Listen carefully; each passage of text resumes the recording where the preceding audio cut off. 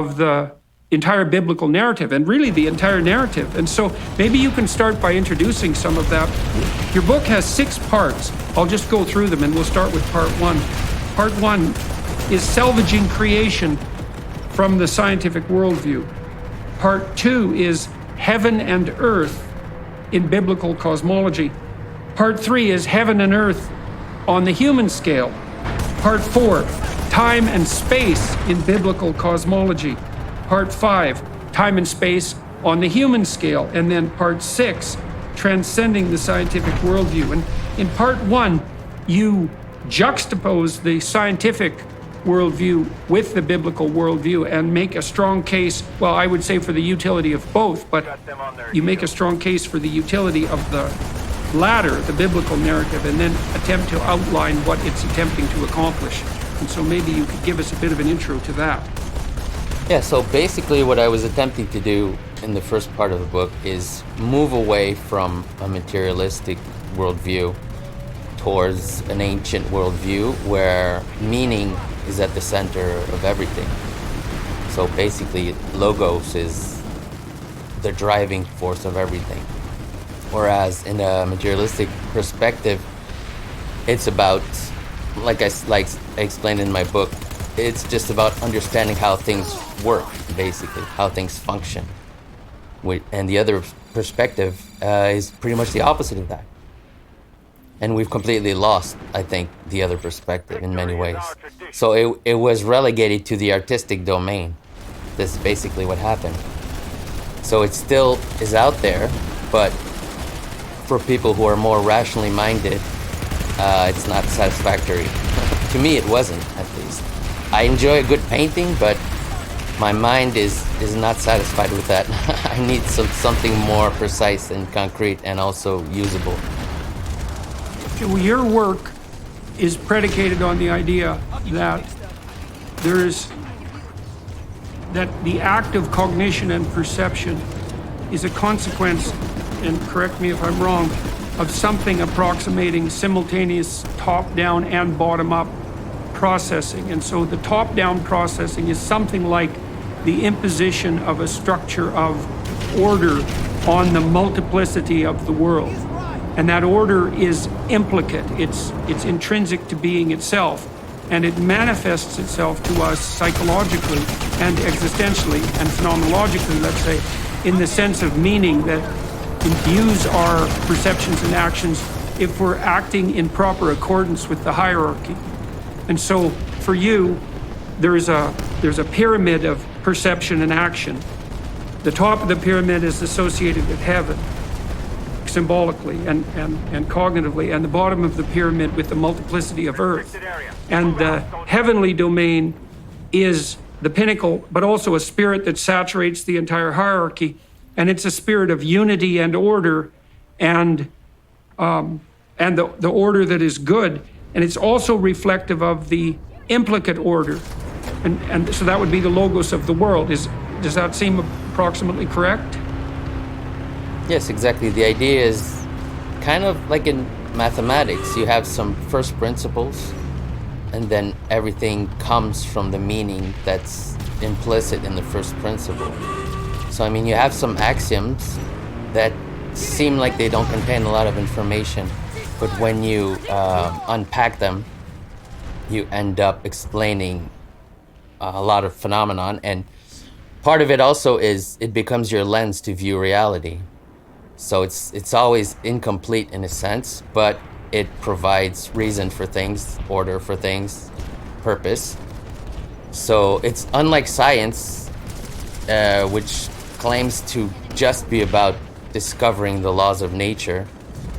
It also has a purpose. It imposes a purpose on reality. It doesn't just claim to explain phenomena. There's a difference. Well, and the thing that I think is so relevant in all of that, the prime issue of relevance, is the issue of what John Vervaeke, the cognitive scientist, has been calling relevance realization.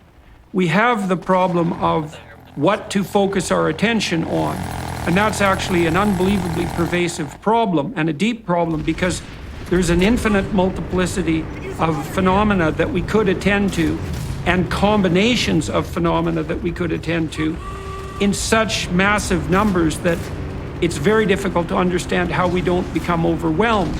And the way we don't become overwhelmed is that we impose something like a point on things. And a point is the point of our perceptions and the point of our actions. And the point, in the ultimate sense, is also the ultimate thing towards which we're striving. And that ultimate thing towards which we're striving is, as far as I can tell, elucidated in no small part in the biblical cosmology, because it's an attempt to lay out the characteristics of the spirit that would orient us towards the highest good as we go about our job of perceiving the complex world and acting in it. And so, I mean, part of the revolutionary element of your thinking is that even our confrontation with the material world per se, and our ability to derive the facts upon which a materialist worldview is hypothetically based, is dependent on an ethic of perceptual prioritization and action that's described in the biblical cosmology and in mythic narratives in general. And so it's a priori. It exists prior to the act of perception that even enables us to make contact with the material world. Yes, exactly. We have some spiritual principles that we're often not aware of. And then the reason we're not aware of them is because they're extremely simple. So sometimes we can't see things because they're too complex and they appear to us as darkness or clouds. But when things are too simple, we also don't see them for a different reason. It's like they're transparent. We don't even see their existence, basically. Those seem to me to be the axioms upon which our perceptions are founded, and they're implicit, right? So they're part of the structure through which we actually view the world. I'm going to read something from your book, okay? And maybe then you could comment on it. The words heaven and earth, as quoted in the verse above, which was, in the beginning God created the heaven and the earth, can no longer refer to what we now call heaven and earth from our scientific viewpoint, the third planet from the sun and its atmosphere. Instead, the archaic concept of earth refers to the lower material half of the entire universe, and the archaic concept of heaven refers to the upper spiritual half. In general, a complete redefinition of cosmic categories like heaven, earth, time, and space will be needed. The implications of these concepts will then trickle down to every level of human experience to redefine all things in the context of the Bible. So, I think of your work as a programmer's guide to phenomenology in some sense, is that the world of experience, which is the reality that we know, and the only reality we know, has a material half and it has a psychological half that's conceptual, and there has to be a union between the conceptual half, the half that exists in abstraction, and the half that exists concretely. And it isn't obvious that the abstract half is any less real, or perhaps any more real, than the material half, because the abstractions that constitute the spiritual half are abstracted in part from the patterns that are implicate in the material half, and the material half can't be encountered or made sense of or interacted with or perhaps even brought into being without the imposition of the upper spiritual half.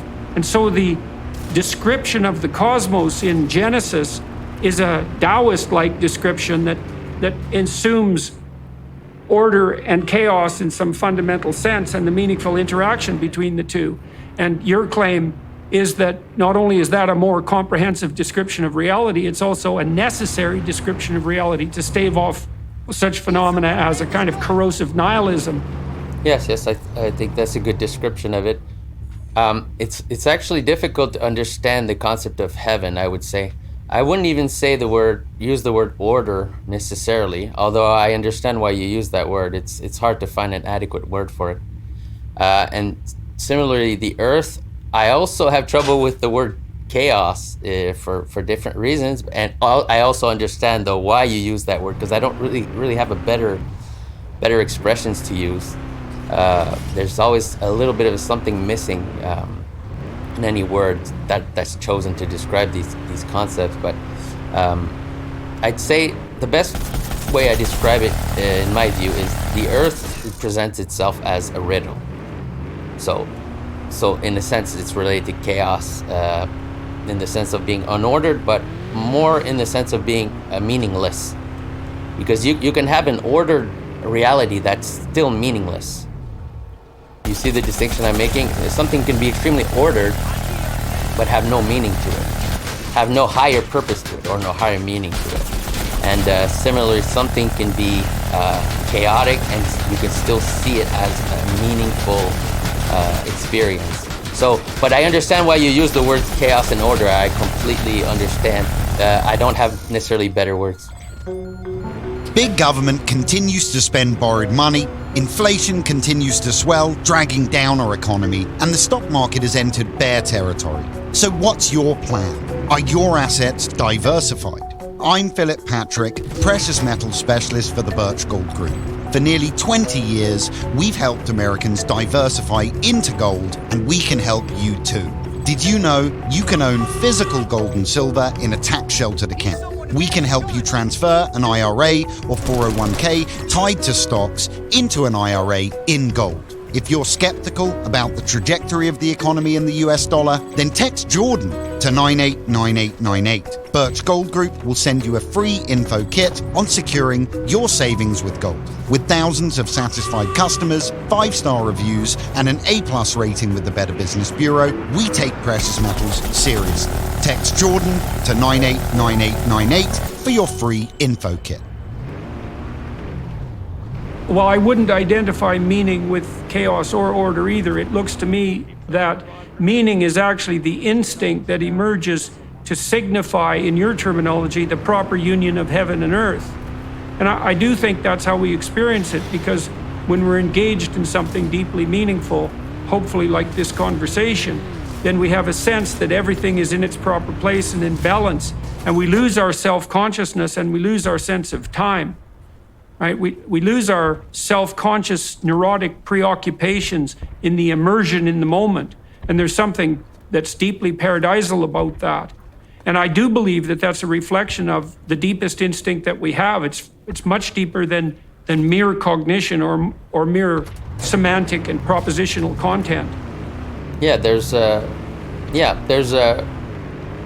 What we want basically, I think, is knowledge, what I call knowledge in my book, which is we're looking for a union of meaning and fact. We're not satisfied with just meaning. We're not satisfied with just things or facts. But then when there's a perfect joining of these realms, that's what we're looking for as humans. That's what I think. That's what we strive for. We strive to understand abstractly things, and then we strive to concretely express them. Like just understanding a concept is not much. And then you have to express it in reality, in concreteness. And you even have to experience it. So I think this is something that's a little bit missing in science in general, like modern science. The concept of experiencing knowledge, for personally experiencing a principle. So it's always about describing the outer world. And even when we talk about ourselves, we're describing it as if we're looking at ourselves from a detached perspective. It's interesting because there are people who've objected to that characterization of science quite strenuously. I mean, Thomas Kuhn, for example, spent a lot of his writing in his work on scientific revolution insisting that much of science was in fact an embodied practice, as a practice rather than as a result, right? Because the result might be a description of the objective world, but the practice itself is something like the seeking of truth in relationship to some orientation to the higher psychological and communal good. And so it's embedded inside something that has to approximate a religious ethic. Otherwise it's pointless, and otherwise the scientists themselves wouldn't be motivated to pursue it, because there's an infinite set of dead facts, but there's a finite set of living facts. And the living facts grip even the scientist.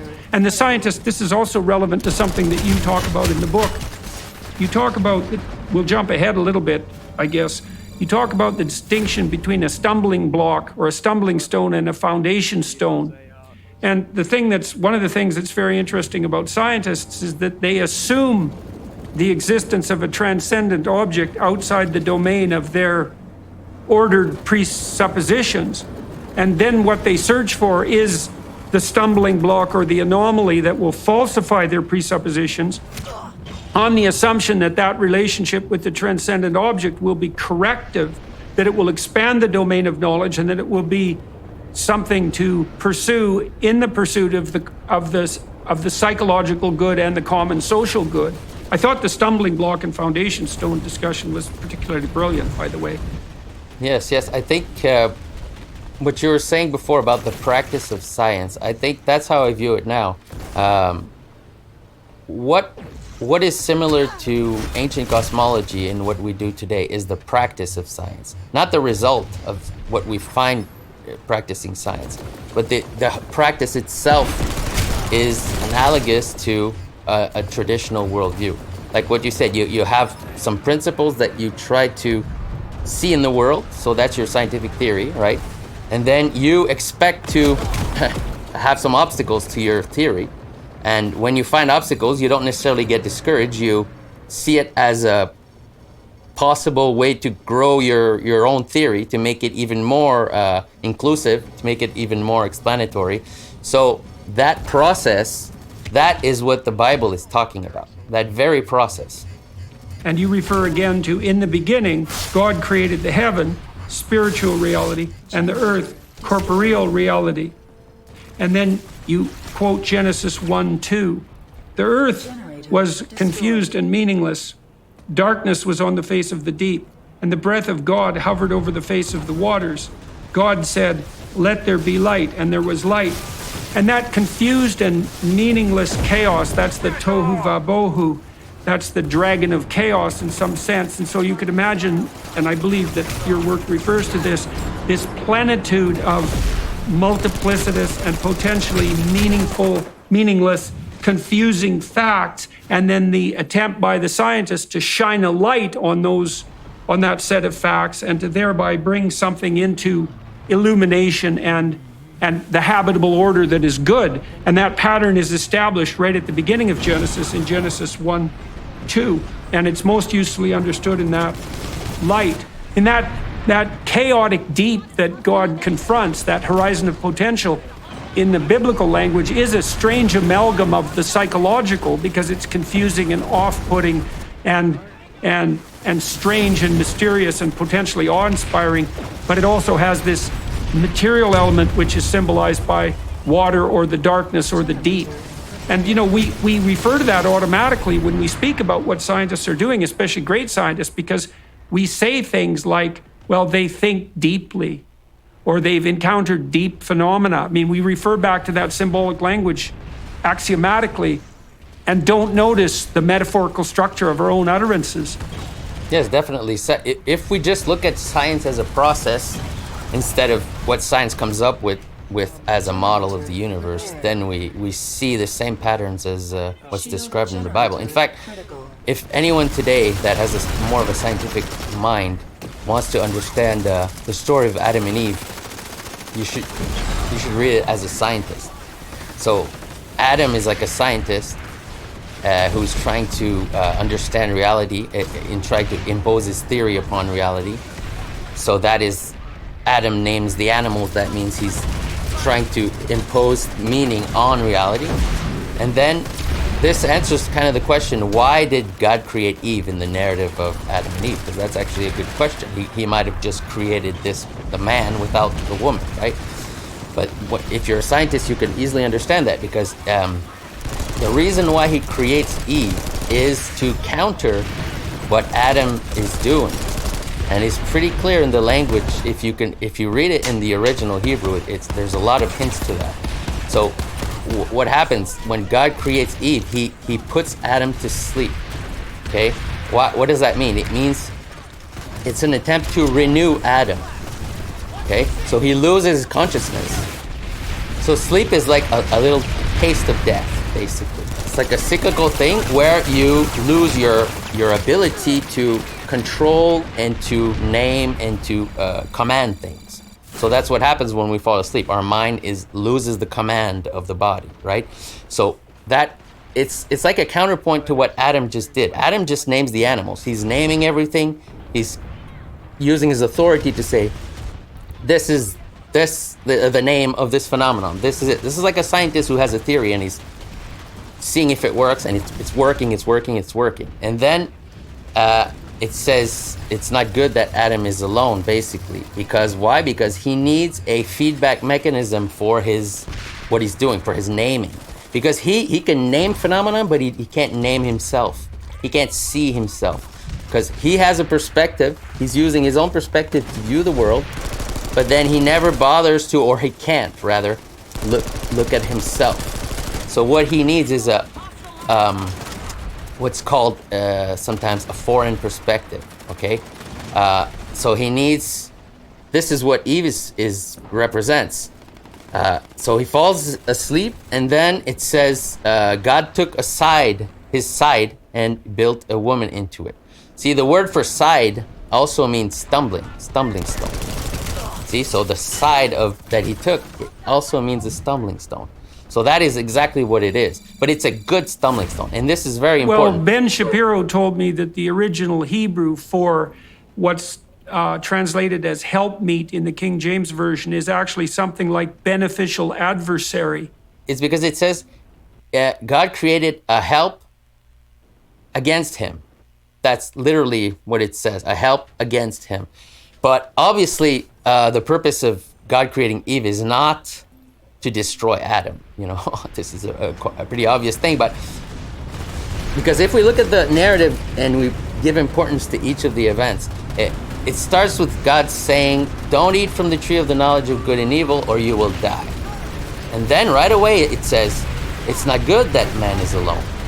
So you see, it's directly related. The creation of Eve is related to the fact that he just told him, don't eat from the tree of the knowledge of evil or you will die. And then, okay, Adam names all the animals, but he doesn't find a help as his opposite. See? He doesn't find his opposite. He needs his opposite to see himself.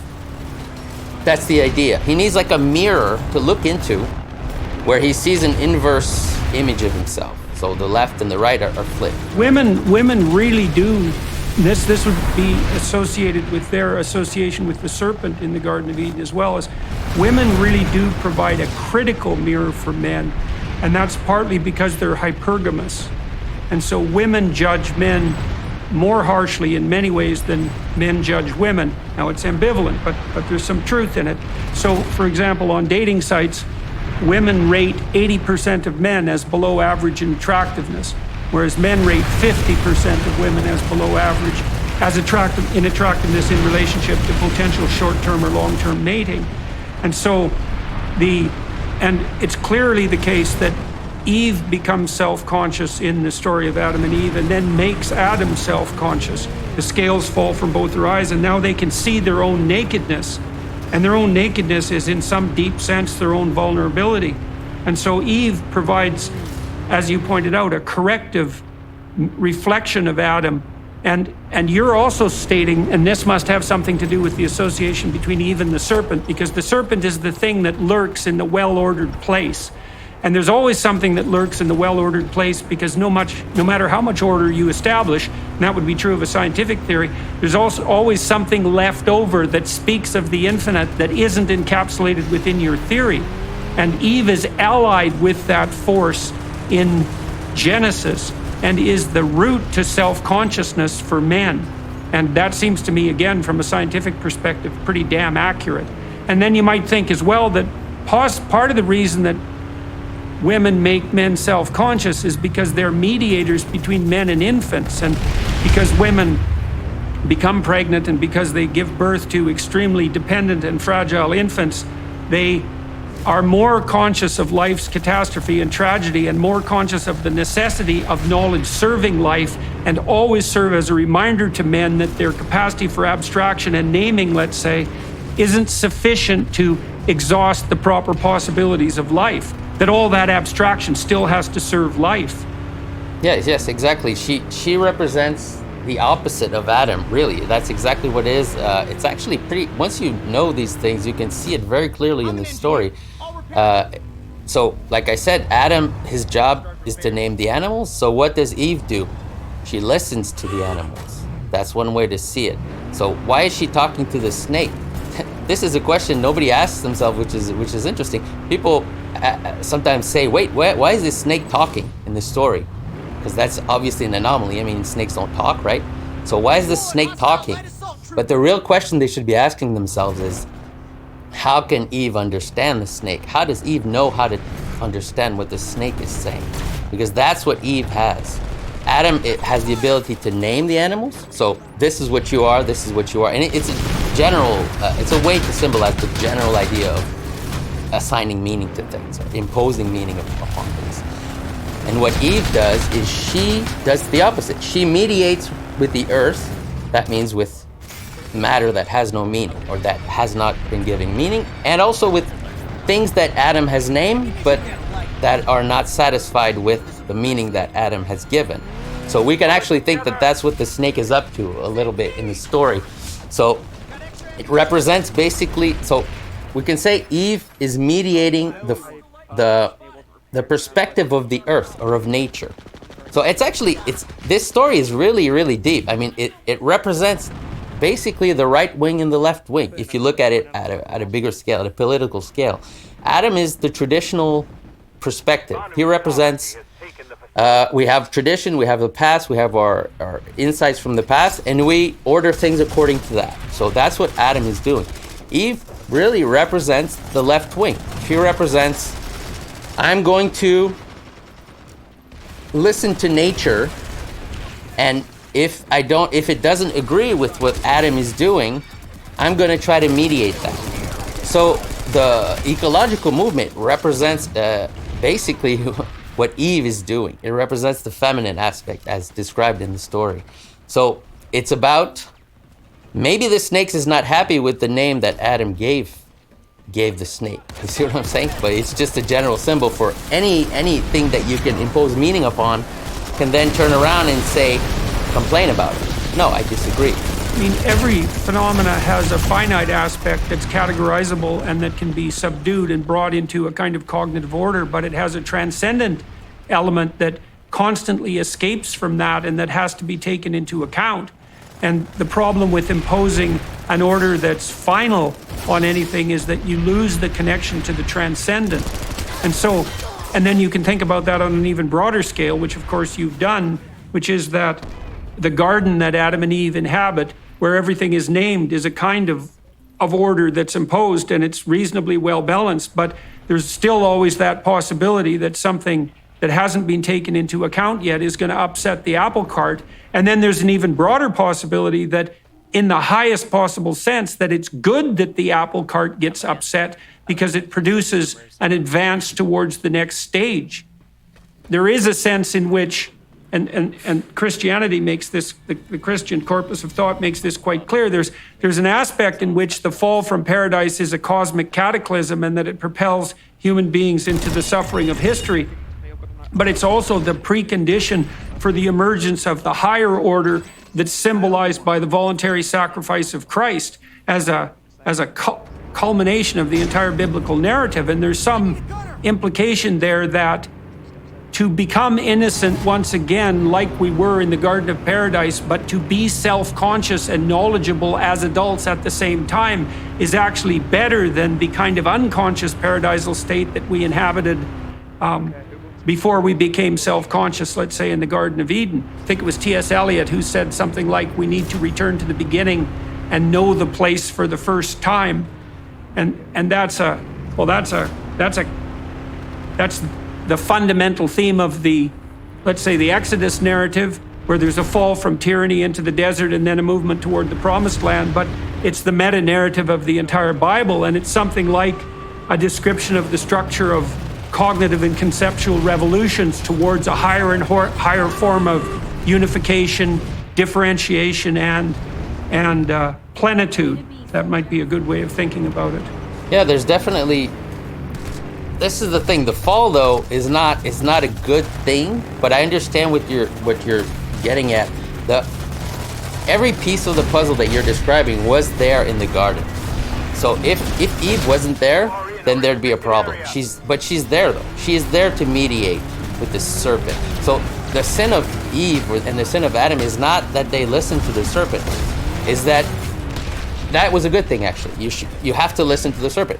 But the serpent tricked them. That's the whole thing. And how does it work? I mean, there's certain facts or certain puzzles that we don't have the ability to solve yet. Okay?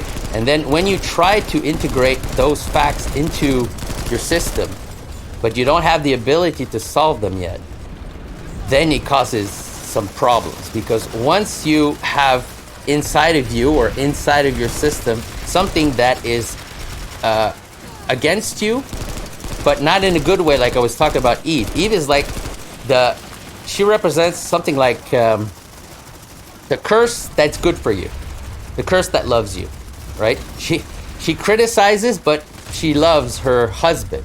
So it's a loving criticism. It's a loving complaint. But that's extremely dangerous in a sense, because you can also encounter the curse that wants to kill you. And this is often something, I mean, you don't want to have your enemy, integrate your enemy inside of you if you don't have what it takes to give him an identity that he'll accept.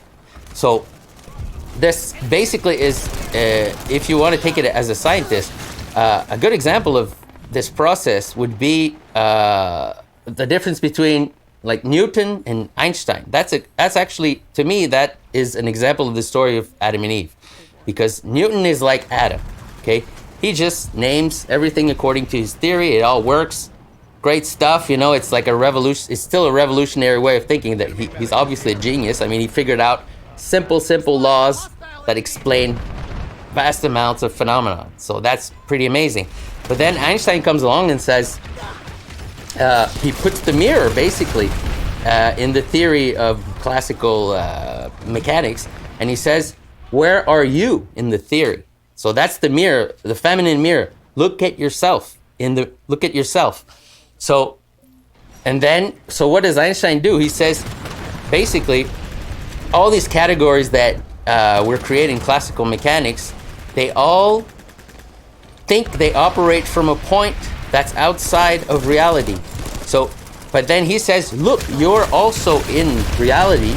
So your concept of simultaneity is false, because you think you're not part of the things that are moving, but you are actually one of the positions that's also potentially moving. So you have to define things considering yourself as part of the reality that you're explaining, right? So what happens is all the categories that of classical mechanics that are important, such as speed, distance, simultaneity, things like that, they all get warped. They all get warped because now you're in the system. So basically, that's what Einstein does to Newtonian physics. He forces the perspective to be in the system that they're looking at. So that's like a cyclical view of yourself, right? You're looking at yourself in the mirror now, and then it transforms all the equations in a way. And this is why this is a good thing, because he was able to find an equation or a formula that included Newton's physics. It didn't totally dismantle it and say this is worthless. Right, it integrated it. Added a little something. Yes, it added a little something so that Newtonian physics is a special case of the other physics that he found. Well, that's what Jean Piaget said happened to children during their cognitive revolutions, is that, and that's why there's progress in science and conceptualization contra some of the more simplistic interpretations of people who read Thomas Kuhn, is that each successive theory accounts for everything the previous theory accounted for, plus something additional. And so now you said something that was quite mysterious and sideways that I want to refer to. You said that Adam and Eve were tricked by the snake. It wasn't that they listened to them, that they were tricked, and that you associated that with premature conceptualization. So let me riff on that for a second. So one of the things that's really bothered me about the postmodernists, more than anything else, wasn't the problems they posed, it was the solutions they generated. And so the postmodernists were among the first thinkers to note that there was a real mystery bedeviling perception, which was, how do we make sense of the multiplicity of facts that constitute the world, or that constitute even the entire corpus of the potential interpretations of a given text? And they investigated that and thought, well, we don't know how to make canonical sense out of even a single text. And we don't know what to do about the fact that we don't know how to do that. How do we rank order the importance of texts or facts? And that was a stroke of genius, because that is a key question. But the prideful error was the presupposition that was smuggled in under the guise of a kind of neo-Marxism, that the way that we solve the problem of perception is through the imposition of power, and that our perceptions, all of our perceptions, serve nothing but compulsion, self-interest, and power. And so the question was formulated properly, but the answer was literally Luciferian, which is the spirit that orders the world is predicated on nothing but the imposition of compulsion and power. And what I see happening with you and Jonathan and John Vervaeke in particular, and my work bears on that, and so does Ian McGilchrist's, and there are others, is that no, the lens through which we see the world is an ethic, and that ethic is described in stories. And the fundamental foundation piece of the stories through which we view the world is biblical, and the biblical corpus has a language of symbolic representation and grammar that you're outlining in your book. So what do you think about that response to your proposition? Well, I just wanted to say something about what you said, which is really important. You said, because I think what we have to understand is where the difference lies between the good curse, which is what Eve was supposed to bring, or a taste of death. Like I said, Adam was put to sleep in order to bring forth Eve. That's a taste of death, but it's not death. So what's the difference? Kind of like the example that I gave about Newtonian physics being transformed by Einsteinian physics is, I put you to sleep a little bit.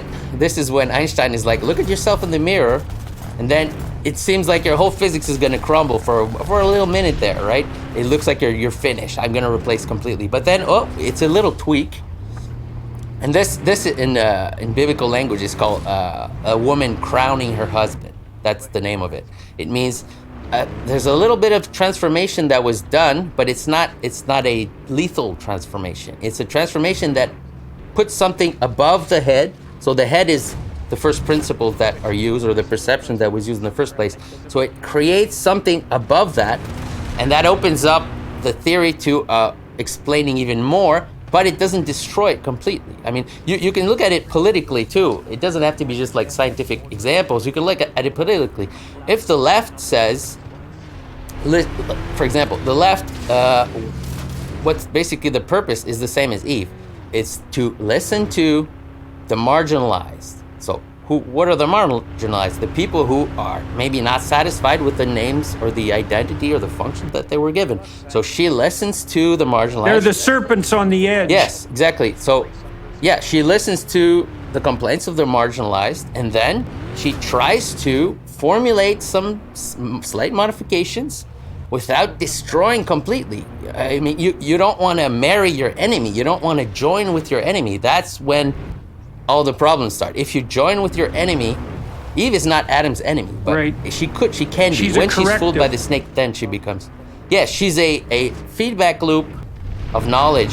And what happens, how do you know the difference? See, that's the thing. You said it before. It was a preemptive attempt to eat from the tree of the knowledge of good and evil. And this is actually interesting, by the way. The word that's used when Eve says, I was tricked, the word means lending on credit. So see, it's the meaning. All the meaning is there. A couple of things here. I want to quote something by Alfred North Whitehead. The purpose of thinking is to let the ideas die instead of us dying. And so this idea of a salutary minor death is extremely important, because even biologically, as we progress through time, our cells and our structures are dying optimally to maintain their vitality so we don't have to die completely. And it's definitely the case that psychologically that you can make minor correctives when you hit a stumbling block that help you reformulate your theories without having to become pharaonic and tyrannical and then have everything burn in a conflagration that you might not survive. And so there's an optimal level of correction, and I think that's also manifest in the experience of optimized meaning, because what I think meaning does signify is information flow that's optimally corrective without being pathologically destructive. And that's a very deep instinct for adaptation. And so then let me finish that by trying to clarify something you just said, which I think is of crucial importance. So do you believe that the trick that Adam and Eve fell for that was presented by the serpent was the presupposition of a comprehensive knowledge because of the taste of the fruit of the tree of good and evil, the presupposition of a comprehensive knowledge, a prideful presupposition of a comprehensive knowledge while still in a state of insufficient ignorance? Is it something like the presumption of personal omnipotence? I would say it's something like it's like I said before, what you want to avoid is joining with your enemy. It sounds like it doesn't say a lot, but it says everything. Because when you join with your enemy, once you're united to your enemy, then you fall into a paradoxical realm of cyclical cannibalism and things like that. If you read the story, most of the stories in the Bible are about that, actually. If you read the story of Samson, that's what the story of Samson is really about. It's about Samson joins with his enemy. He falls in love with his enemy, okay? He's always wants a foreign woman, but that's also his enemy. And he doesn't make the distinction between a foreign woman that loves him, and that's actually not his enemy, and just a foreign woman that hates his guts. And he like falls for the ones that hate his guts. That's what the story of Samson is all about. So what happens, then he joins with his enemy, and once you join with your enemy, then you're in big trouble, because then when you try to attack your enemy, you're attacking yourself. So you're now in a cyclical pattern of self-destruction. And that is what the story of Samson is all about, because and at one point he figures it out near the end. He figures out the whole mystery of it is once you join with your enemy, then if you kill your enemy, you kill yourself. Okay? And other stories in the Bible are about that very problem. But then at the end he figures it out, and he figures out and he says, okay, if that's the case, then if I kill myself, I also kill my enemy.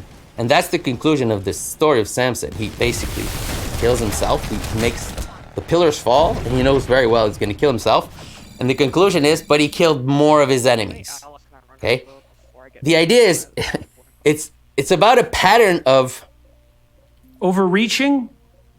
Yes, it's overreaching. Well, this is what I was saying before. When it says that the snake tricked Eve, the word it's used is lend on credit. The reason is because when you buy something on credit, it means that you obtain something that you can't cover. Okay. So let me ask you about that then. So then, what that made me think was that, well, there's the tree with the fruit of the knowledge of good and evil hanging from it, and there are elements of that we can ingest safely. But the snake is not one of them, even though the snake's in the tree. And what that would mean, so we should be eating, in some sense, the low-hanging fruit that's actually within our grasp. And if we try to consume, let's say, or incorporate the entire snake, then we do that on credit, and we do that to our own detriment, and that's going to knock us out of a paradisal state of being into the catastrophe of history. That's what happens when you bite off more than you can chew, or that you decide that there's enough to you to face a serpent that's too big. So I'll add one more thing to that. I've been thinking about this lately. So we're being informed constantly that we're on the brink of an ecological catastrophe. And that brings in the idea of the left and the corrective voice of Eve and the marginalized, let's say. And I might say, well, okay, is that true or not? And that's one question. And the second question is, if it's true, who should guide us through that potential catastrophe. And the issue of whether or not it's true is probably resolved by noting that it's always true in some sense that we're on the brink of an apocalyptic disaster, and that we have to be very apprehensive and careful about such things as long-term sustainability. And because we're very powerful now and things are moving quickly, that's come to a head. But then you might say, well, who should lead us through that crisis? And here's an idea. If you're facing a dragon, an apocalyptic dragon that's so large that it frightens you into paralysis and turns you into a tyrant, then you've bitten off more than you can chew, and that your pride has set you up as someone who can stand as a antithesis to this particular apocalyptic serpent, but you're not the man for the job. And if you insist too assiduously that you are, you're only going to make things worse. And it seems to me that that idea is analogous to the idea that you're putting forward about the serpent as an inedible fruit in the Garden of Eden. Does that seem even vaguely sensible? Yes. It's always about, like you said it exactly, biting off more than you could chew. And there's an expression in French. I can translate it, and you can tell me if it's also an expression in English. But it's something like your eyes are bigger than your stomach. Right. Is that an expression in English? Yes, it is. Yeah. So. Or your So reach, similarly, like or what you your said. reach exceeds your grasp, and that is a sin of pride. So you think, it seems to me, that you're, and this is a great mystery as far as I'm concerned, because it's not obvious exactly what the error is in the garden. But you think, at least in part, it's an error of overreach and pride. That makes real sense to me, because it's definitely the case.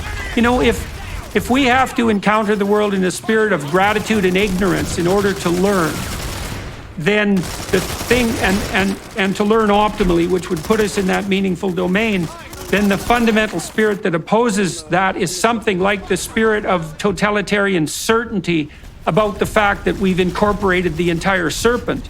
And that's what totalitarians constantly presume, is that we've got it right and our theory is complete and there's no exceptions to be allowed. And if you say anything contrary to that, there's going to be hell to pay. You're heretical and you need to be damned and alienated and removed. And maybe that's an echo of that same sin in some real sense, rather than the humility that would enable you to encounter to ingest the proper sized fruit and to contend with the proper sized snake. Yeah. There's two types of sin, let's say, that are really basic, and you can see in this story or this whole cosmology.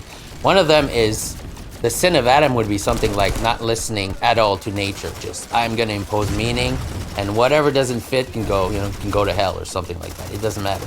So that's one kind of sin. But then there's another kind of sin, which I think we're actually seeing a lot of nowadays. It's Eve. The job of Eve is to provide riddles for Adam. I'm giving you some riddles, right, that you need to solve now. And the purpose of these riddles is to refresh a science, if we're talking about science again, refresh a theory.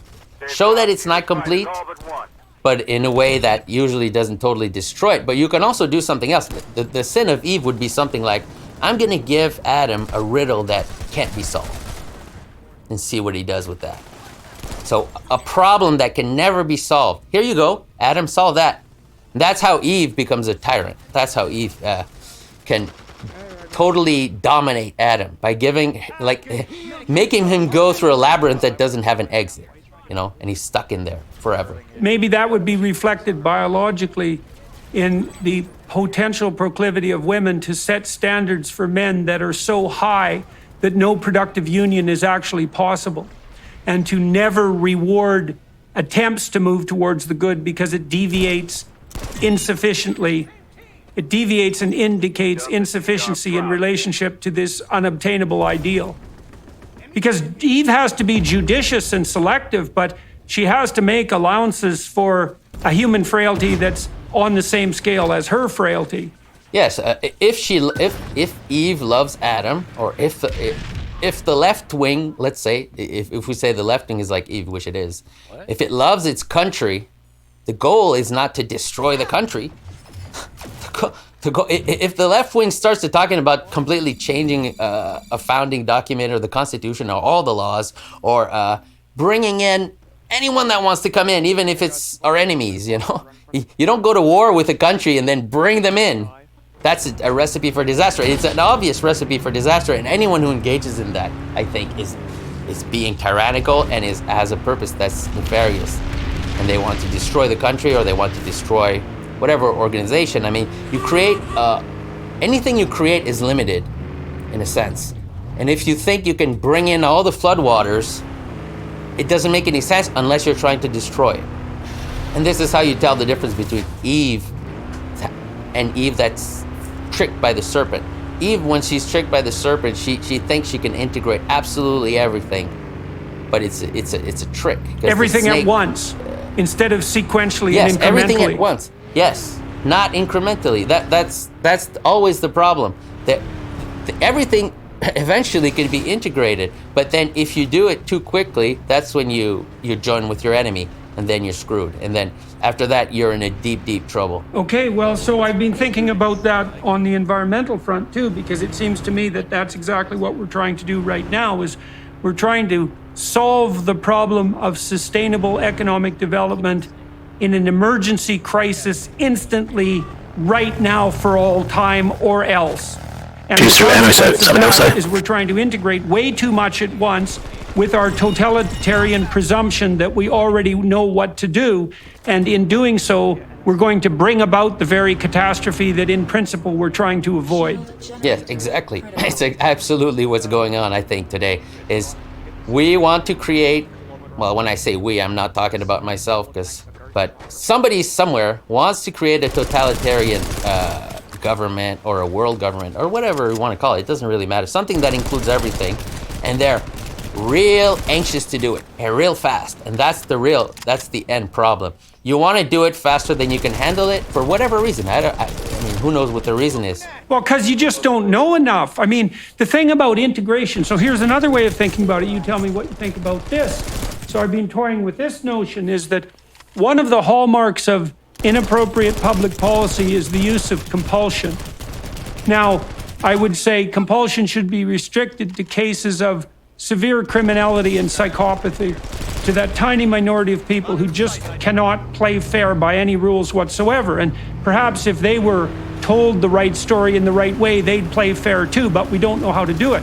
But under normative conditions, if you have to use compulsion to impose your vision of paradise, then it's not an adequate vision of paradise. It isn't motivating and it isn't integrated. And so when our politicians are doing things like driving up the cost of energy so that people who are poor will suffer, so that their vision of utopia can be brought in hastily, it seems to me that they're committing this same cardinal error. And it is one of pride and Luciferian presumption. And maybe that's also part of the temptation of the snake, right? Because the snake is associated symbolically with the Luciferian intellect and pride, and also with the force that wants to overthrow the heavenly hierarchy, that thinks it can replace it in this Tower of Babel sense. Yeah, the snake often, usually what it represents, you're not wrong though, but maybe to add to that, the snake usually represents something like a perspective that's close to the earth, something like matter, the perspective of matter. But it's basically the perspective of that which is furthest from the meaning that was given to things. Right. So I mean, in any system, you have things that get pushed to the margin. So that's the fringe perspective. Yeah, yeah, and you can view it at different levels. I mean, the ecological movements are that because they represent nature. They claim to represent. It doesn't matter if they really are or aren't. That's what they embody. They embody a mediation between nature and civilization. So they're basically taking the perspective of nature and saying, okay, don't go too far with your civilization dominance, you know, because there's nothing wrong with civilization, but obviously you can go too far. But you can also go too far in the other direction. You can start saying things like, we can't have any human activity anymore. That's bad because it harms nature, you know. That's the other sin from the other direction. Yeah, well, and I think the other sin there is that we can't have any more human activity because it harms nature by the ethical preconditions that I've adopted in relationship to my worldview and am perfectly willing to impose by force on others rapidly and in an emergency panic. Yeah, the emergency is a big part of it. Well, I'm looking at what's happening, for example, with the Dutch farmers, and the Dutch farmers are among the most sophisticated farmers in the world, assuming that they're not the most sophisticated, which they might be. And now they're having these edicts from the nature worshippers forced upon them. They're not being consulted with, they're not being brought in, they're not being integrated into the game. There's an imposition by force of a particular vision. And one of the consequences of that, apart from the devastation of their livelihoods and the destabilization of civil society, is going to be a radical increase in the cost of food, as well as seeing simultaneously on different fronts a radical rise in the cost of energy. And so, and this is, so you're associating this with this proclivity to undergo a insufficiently sophisticated critique of the imposition of civilization. So one of the things you do in your book, which I really like, that's germane to this, is I'll turn to a diagram that you have on page 31, where you lay out a relationship between abstraction and concrete examples that's akin symbolically to the relationship between heaven and earth. And so earth you describe here as a set of concrete examples, and heaven as an abstract principle. And so you say, for example, there are two concrete examples might be boat and chariot. So that's indicative of a multiplicity of modes of transportation, but they can be united in a transcendent reality in some sense that constitutes vehicle. And that's really the nature of abstraction, is that you have a multiplicity of phenomena from which you can abstract a common principle. And part of that is the ordering of things and the subduing of things and the putting of everything in its proper place. But it's also a union of that multiplicity into a higher order. And your comments about Eve, and I've noted this, I would say, in my own marriage, is that imagine that I have a conflict with my wife that's akin to the kind of conflict that we're just describing, and we want to mediate that conflict. And one way is for her to submit to me, and another is for me to submit to her, and a third is that we can compromise, but a fourth is that as a consequence of the dialogue between us, which would be the masculine proclivity to impose order and the feminine proclivity to speak for chaos and multiplicity, we can come up with a third solution that transcends both our problems and that offers a union that's preferable to compromise and certainly preferable to slavery and submission. But that would involve a full dialogue, right? And a bringing together of all the concerns into a true higher order that did account for all the multiplicity. The pattern you just described, if anyone wants to understand the stories in the Bible, it's always the same pattern being repeated over and over. You just have to be able to look at different scales of it and just get used to thinking fractally. This is something I think is completely lost. There's a way to see things in a fractal way where every piece of a story expresses a certain pattern and the whole thing expresses a certain pattern. It's very easy to get lost when you do that, but it's basically very simple. Like any story in the Bible, you can use the pattern you just described. Any story in the Bible, you can use that and you understand it, basically. So I guess that would require some examples, but... Well, let's use the examples of the cherubim. So maybe you could elaborate, because I found that. Let me just read something from the tetramorphic cherubs from Ezekiel 1.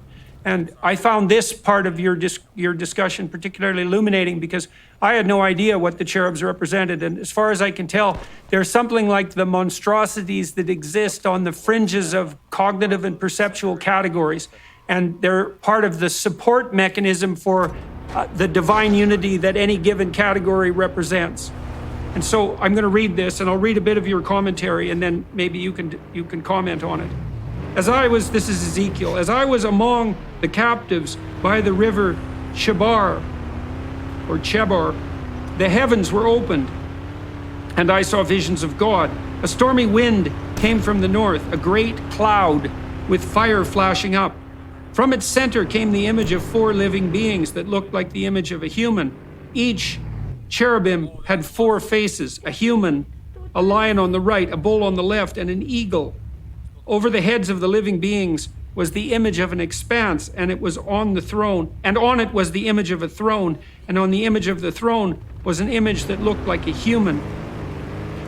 Ezekiel's vision is the perfect example of a narrative that seems cryptic from the wrong perspective. Conversely, in proper context, cosmic categories like thrones, cherubs, and wheels are just as fundamental as space, energy, and time are to materialism. The tetramorphic cherub described in this vision is an obvious example of the symbolic template that we just described. At the top of the structure, the eagle flying in the air and above everything and capable of great vision, by the way. The eagle represents a spiritual or heavenly principle, which is too abstract to be grasped without tangible expressions. At the lower end, the lion-bull duality represents the corporeal or earthly basis that provides concrete support for that principle. At the center, the human is the knower that unites spiritual and corporeal realities. Even though these living beings might seem random at first glance, they perfectly describe the inner structures of this cosmology. As a prophet, Ezekiel was using this symbolic language to describe the very process of obtaining divine knowledge. There's a tendency when we want to interpret symbolism to focus on the weird stuff, right? Because when you see something in a story, it seems weird, it seems unusual. We have a tendency to want to interpret it symbolically, because we don't want to imagine some kind of weird chariot with animals in it. You know, we have a tendency to immediately say, okay, this is symbolic of something, right? It's like a dream. But yeah, it's like he's seeing the categories of he's seeing the metaphysics directly. That's what it's all about. That vision. He's describing the process of the visions of a prophet. He's not even describing his vision. He's describing the process of how he got to the vision, which is, I don't think there's any other place in the Bible where we see something like that. Maybe in Elisha, maybe.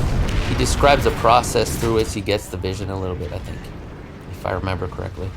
But it's entirely different to describe a vision and to describe the process that brought you to the vision. And the chariot he's describing the very process of a prophet. So we got like a special glimpse into his world there, which is, I think, is a very interesting thing.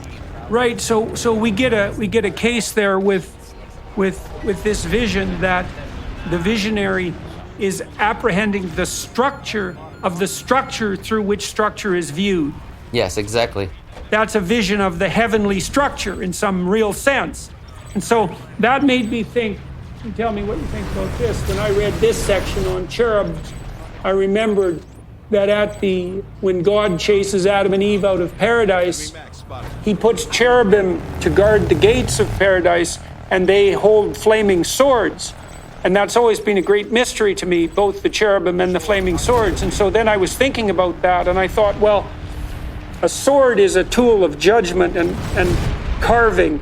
You carve up things with the sword, and you dispense with your enemies with the sword. And Christ uses a sword in Revelation to separate the wheat from the chaff. And a flaming sword is even more of a sword than just a sword, because it's a red hot sword. And so not only is it going to cut and discriminate and differentiate, but it's going to do so in a manner that burns like the burning bush.